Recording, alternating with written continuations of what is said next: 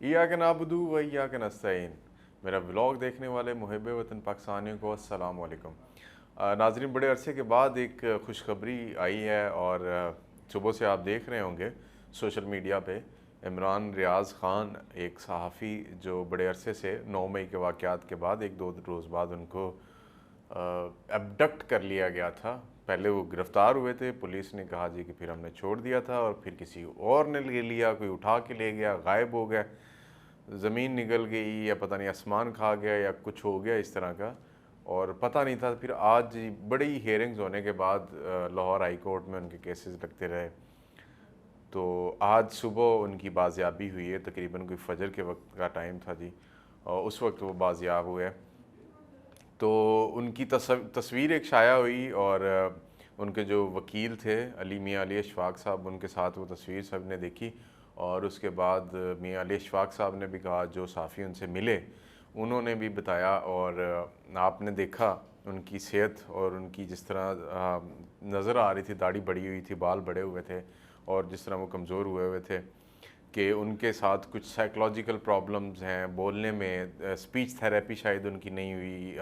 جس طرح ان کے ساتھ ہوا وہاں پہ۔ ناظرین، یہ جو چیزیں آپ سامنے دیکھ رہے ہیں ان میں سے کچھ حقیقت ہیں اور کچھ بالکل جھوٹ ہیں۔ میں ان کو ایلیبوریٹ کر کے رکھتا ہوں آپ کے سامنے، کھول کے بتاتا ہوں کہ کیا کیا چیزیں ان میں سے حقیقت ہیں اور کیا جھوٹ ہے۔ میں نے کچھ عرصہ پہلے بھی ایک ولاگ کیا تھا جب ان کی ہیئرنگ تھی، تقریباً کوئی 6 تاریخ کے قریب تھی شاید، تو اس وقت کیا تھا۔ اس وقت ہم نے بتایا تھا کہ عمران ریاض خان اس وقت کس جگہ پہ تھے اور وہاں پہ کیا ہو رہا تھا۔ میں نے کچھ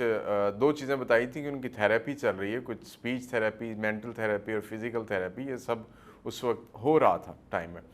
تو آج ہم نے جو ہے نا اس کے اوپر مزید تھوڑی سی چیزیں گیدر کی ہیں اور انفارمیشن آپ کو وہ ڈیلیور کرتے ہیں کہ کیا کیا ہوا اس دوران جب عمران ریاض خان قید تھے، کہاں پہ تھے، کس نے قید کیا۔ یہ بڑے عجیب سے سوال ہیں کہ کس نے قید کیا، یہ اسپیسیفکلی کویسچن، کیونکہ اس کے اوپر کسی کو پتہ بھی ہوگا تو وہ یہ نہیں بتائے گا کہ عمران ریاض خان کو کس نے پکڑا، کس نے قید کیا، کیونکہ سب لوگ نام لینے سے ڈرتے ہیں۔ اور آپ کو پتہ ہے کیوں ڈرتے ہیں؟ وہ حقیقت آج اس کا ایک چھوٹا سا رزلٹ آپ نے آج عمران ریاض خان ان کی فارم میں آپ نے دیکھ لیا ہے، اور اس سے پہلے ایک عملی نمونہ انہوں نے پریکٹیکلی جو کر کے دکھایا تھا کسی کو ایلیمینیٹ کرنے کا، وہ ارشد شریف صاحب کا تھا جو کینیا میں ان کے ساتھ ہوا۔ ان کو شہید کر دیا گیا، اور پھر اس کے بعد جس طرح ان کی باڈی آئی اور ایک پراپر جو ہے نا ایگزامپل سیٹ کی گئی، that was the first example اس رجیم میں، رجیم چینج کے دوران، یا کسی کے خلاف آواز، ان طاقتوں کے خلاف آواز اٹھانے کی جو ظلم و جبر کرتی ہیں، جو پولیٹیکلی اپنے موٹیوز رکھتی ہیں، پولیٹیکلی ڈسٹیبلائزیشن کرتی ہیں ملک میں۔ اور پھر دوسری ایگزامپل آج آپ کے سامنے عمران ریاض خان صاحب کی شکل میں آئی۔ اچھا، اب اس پہ سوال یہ ہے کہ کیا ان کا اغوا ہوا، ان کو ابڈکٹ کر لیا گیا، زبردستی اٹھا کے لے گئے، یا گرفتار ہوئے؟ اچھا، پولیس کا موقف یہ تھا کہ جی ہم نے چھوڑ دیا تھا۔ جب سیالکوٹ میں پہلی دفعہ ایئرپورٹ پہ پکڑے گئے تھے تو انہوں نے کہا تھا کہ جی ہم نے چھوڑ دیا تھا۔ تو پھر کس نے اٹھایا؟ کہاں تھے عمران ریاض خان؟ کون لے کے گیا اور ان کے ساتھ کیا کیا ہوا؟ اب جو لوگ ہیں وہ آپ بھی جانتے ہیں، میں بھی جانتا ہوں، شاید میں نام نہیں لے سکتا۔ اس کے بعد نام لینے کے بعد شاید آپ کو پتہ ہو کہ میں یہاں سے نکلوں گا اور جہاں پہ جاؤں گا وہ سب کو پتہ چل جائے گا جی کہ کہاں پہ گیا۔ لیکن ہوا کیا عمران ریاض خان کے ساتھ اس دوران؟ یہ بڑی انٹرسٹنگ انفارمیشن ہے جو آج آپ کے ساتھ ہم شیئر کریں گے۔ آپ کو یاد ہوگا کہ جب وار آن ٹیرر سٹارٹ ہوئی تھی تو امریکہ نے یہاں پہ آ کے جو گوانتانامو بے اور بگرام جیل ہے، اس ریجن میں اسپیسیفکلی ٹیررسٹ کو ڈیل کرنے کے لیے، اور ٹیررسٹ کا ورڈ جتنا خطرناک ہے آپ کو پتہ ہے کہ امریکہ نے 2001 میں جب یہ وار آن ٹیررزم شروع کی تو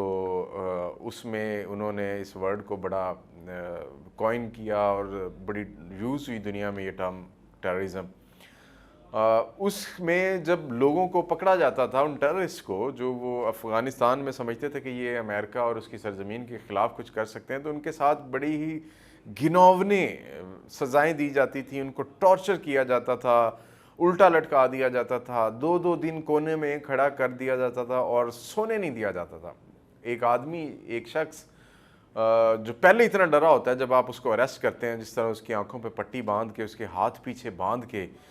لے کے جاتے ہیں، اس کو ڈراتے ہیں، دھمکاتے ہیں، گالیاں دیتے ہیں، اور پھر اس کو آپ یوں ڈیل کرتے ہیں کہ جی تم ہمارے سب سے بڑے دشمن ہو اور تم بڑے خطرناک دشمن ہو، تو اس کو کسی سے ملنے نہیں دیا جاتا، ایک مخصوص ٹائم پہ تھوڑا سا کھانا دیا جاتا ہے، پھر اس کے بعد رات کو جب وہ سونے کی کوشش کرتا ہے سونے نہیں دیا جاتا، اس کو آزادی نہیں ہوتی، سورج کی روشنی نہیں دیکھنے دی جاتی، کسی سے بات نہیں کرنے دی جاتی۔ جب ایک شخص کو آپ 2-3 مہینے اس کنڈیشن میں رکھیں گے تو اس کی ذہنی حالت کیا ہوگی؟ اچھا، پاکستان میں جب یہ وار آن ٹیرر چل رہی تھی تو پاکستان کی جو انٹیلیجنس ایجنسیز ہیں وہ ٹیررزم کو یا ٹیررسٹ جو پکڑے جاتے تھے ان کو کس طرح ڈیل کرتی تھی؟ جو ٹیررسٹ پکڑا جاتا ہے جب وہ آپ کے ملک کا دشمن ہوتا ہے، آپ کی افواج کا دشمن ہے، آپ کی خوشی کا دشمن ہے، امن کا دشمن ہے، آپ معاشی حالات کا دشمن ہے، تو وہ جس طرح آپ کے ساتھ کرتا ہے، آپ کے ملک میں آ کے خودکش حملے کرتے ہیں، قتل عام کرتے ہیں، گولیاں چلاتے ہیں، ڈیفرنٹ تنصیبات پہ حملے کرتے ہیں، تو پھر جب وہ آپ کی گرفت میں آتے ہیں تو آپ ان کے ساتھ کیا کرتے ہیں؟ ان ٹیررسٹ کو کس طرح ڈیل کیا جاتا ہے؟ ان کے جو حالات، 3rd ڈگری چارج کیا جاتا ہے، ان کو مار مار کے پاگل کر دیا جاتا ہے، ایسے اوضاع پہ تشدد کیا جاتا ہے کہ انسان خوف دیکھتے اس کو خوف آنے لگ جاتا ہے۔ جب یہاں پہ صحافیوں نے آواز اٹھانی شروع کی ایک خاص گروپ کے خلاف، اور آواز تھی کہ جی آپ ریاست میں سیاست کے اندر مداخلت کرتے ہیں، پولیٹیکل انجینئرنگ کرتے ہیں، ایک پولیٹیکل گورنمنٹ چلتی ہوئی کو اٹھا کے باہر پھینک دیتے ہیں انٹرنیشنل اسٹیبلشمنٹ کے کہنے پہ، اور چند مفاد پرست سیاستدانوں کی لالچ میں آ کے آپ یہ جب کام کرتے ہیں تو اس پہ جب صحافی اٹھاتے ہیں آواز، تو آپ اس آواز کو غداری سے جوڑ دیتے ہیں اور پاکستان کے دشمن بنا دیتے ہیں، اور پھر ان کو اسی طرح ٹریٹ کرتے ہیں جس طرح آپ ان دہشت گردوں کو ٹریٹ کرتے تھے جو آپ کے ملک پہ حملے کرتے تھے۔ آپ ان دہشت گردوں کو کس طرح ٹریٹ کرتے ہیں؟ 3rd ڈگری چارج کے ساتھ ان کو اس طرح آپ سوچ نہیں سکتے، امیجن نہیں کر سکتے کہ ایک دشمن آپ کا ملک کا جو اس طرح کے حملوں میں پکڑا جاتا ہے، اس کے ساتھ ظلم جب کیا جاتا ہے، الٹا لٹکایا جاتا ہے، اس کو 2-2 دن کھانا نہیں دیا جاتا، اس کو سونے نہیں دیا جاتا، بال کھینچے جاتے ہیں، ناخن کھینچے جاتے ہیں، آپ کے جسم کے ان اعضاء پہ تشدد کیا جاتا ہے جو زندگی بھر تکلیف دیتے رہتے ہیں۔ یہ سب کچھ ان صحافیوں کے ساتھ ہوا ہے۔ ان میں سے ایک مثال عمران ریاض خان صاحب کی ہے کہ ان کے ساتھ کیا نہیں ہوا۔ میں نے جب سورس سے رابطہ کیا، میں نے اس سے پوچھا کہ اتنا عرصہ کیوں لگا ہے عمران ریاض خان صاحب کو سامنے لانے میں؟ بڑی جلدی سامنے لے آنا تھا، یہ تو ان کا موقف تھا کہ جی مطلب موقف کیا اندر جو ان کے ہاں چل رہی تھی کہ عمران ریاض خان کو کچھ دنوں تک چھوڑ دیا جائے گا، صرف اس وقت تک چپ کروانا ہے جب تک عمران خان اور یہ کرنٹ رجیم والا سیٹ اپ ختم نہیں ہو جاتا اور الیکشن کی کال نہیں ہو جاتی یا الیکشن نہیں آ جاتے۔ ہم نے آپ کو پچھلی دفعہ یہ بھی بتایا تھا کہ جب الیکشن ہوں گے تو شاید ان کے قریب چھوڑا جائے، تو جیسے ہی الیکشن کی اناؤنسمنٹ ہوئی ہے تو آپ دیکھ لیں جنوری کے آخری ہفتے میں الیکشن کمیشن نے اناؤنسمنٹ کی ہے الیکشنز کی، اور عمران ریاض خان کو چھوڑ دیا گیا۔ تو اس کے بعد انہوں نے مجھے بتایا کہ جی چھوڑ دیا جاتا شاید، لیکن جب عمران ریاض خان پہ ٹارچر ہوا ہے نا جس طرح کا، وہ نشانات ان کی باڈی پر موجود تھے، اور جو ٹراما ان کو ملا اس ٹارچر سے، وہ ٹراما ریکور کرنے کے لیے ان کو بڑا ٹائم لگ گیا، ایک مہینہ تو شاید 1-1.5 مہینہ تو اس بات پہ لگ گیا کہ ان کو دوبارہ اس طرح تھوڑا ہیلدی فارم، یہ اس سے بھی زیادہ کمزور اور ویک ہو چکے ہوئے تھے، تو ان کو تھوڑا ریوائٹل کیا گیا، ان کے سائیکلوجیکلی ان کو ٹریٹ کیا گیا، ان کو تھیراپیز دی گئیں تاکہ وہ کچھ بہتر انداز میں ریپریزنٹیبل ہو جائیں۔ تو جیسے ہی ان کو فیل ہوا کہ جی ریپریزنٹیبل ہے عمران خان صاحب، اب وہ جو ان کو چوٹیں لگی تھیں، زخم دیے گئے تھے، وہ دکھا نہیں پائیں گے یا وہ کسی میڈیکل ٹیسٹ میں نہیں آ سکیں گے، تو لہٰذا اب ان کو ریلیز کر دیا گیا۔ مطلب جنہوں نے ان کو اٹھایا تھا، کون سی طاقتیں تھیں مجھے نہیں پتا، لیکن جنہوں نے انہیں کڈنیپ کیا، جنہوں نے ابڈکٹ کیا، غائب کیا اور حبس بجا میں رکھا، لاقانونیت دکھائی، آئین کو پامال کیا آپ کے ملک کے اندر، اور آپ کے لیے حق کے لیے آواز اٹھانے والے صحافی کو اٹھا لیا، جس کو میں کیا کیا ورڈ ہے میں آپ کو بتا نہیں سکتا، تو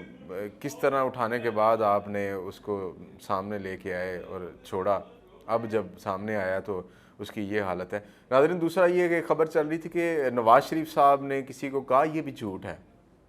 نواز شریف صاحب نے کسی کو نہیں کہا، یہ صرف پوائنٹ سکورنگ گیم ہے کہ جی نواز شریف صاحب کیونکہ وہ خود واپس آنا چاہ رہے ہیں اور الیکشن کا وقت قریب ہے، انہوں نے بھی نمبر گیم کھیلنی ہے، سمپتیز لینی ہے لوگوں کی، اپنے آپ کو بتانا ہے کہ میں جی بڑا ہیومن رائٹ ایکٹیوسٹ بھی ہوں۔ اور جس طرح انہوں نے دباؤ کریٹ کیا ہوا ہے فوج کے اوپر، کبھی جنرل فیض حمید کا نام لیتے ہیں تو کبھی جنرل باجوہ کا نام لیتے ہیں، صرف اس دباؤ کے تحت وہ فوج کو کمزور کرنا چاہتے ہیں اور ان کو اپنی مٹھی میں کرنا چاہتے ہیں تاکہ وہ ایک دفعہ پھر ان کو دوبارہ وزیر اعظم کی کرسی پر لے کے آئیں۔ اور عدلیہ آنے والے چیف جسٹس اعجاز الحسن صاحب کے حوالے سے جو ان کے ریمارکس ہیں یا جس طرح وہ اپنے کامنٹس پاس کر رہے ہیں، جس طرح کے بیانات دے رہے ہیں، اس کا صرف ایک ہی مقصد ہے کہ کسی نہ کسی طرح دباؤ میں لایا جائے اور مرضی کے مطابق معاملات کو سیٹل کیا جائے اور چلایا جائے۔ جی ناظرین آپ نے آج کا ولاگ سنا، مجھے اجازت دیجیے گا۔ جانے سے پہلے میں آپ کو کہوں گا کہ ہمارے چینل کو اگر آپ نے ابھی تک سبسکرائب نہیں کیا تو اس کو سبسکرائب کیجئے، ویڈیو کو مکمل دیکھیے گا، کامنٹ سیکشن میں آپ کامنٹ بھی کر سکتے ہیں، کچھ پوچھنا چاہتے ہیں ہم آپ کو اس کا جواب دیں گے۔ اللہ حافظ۔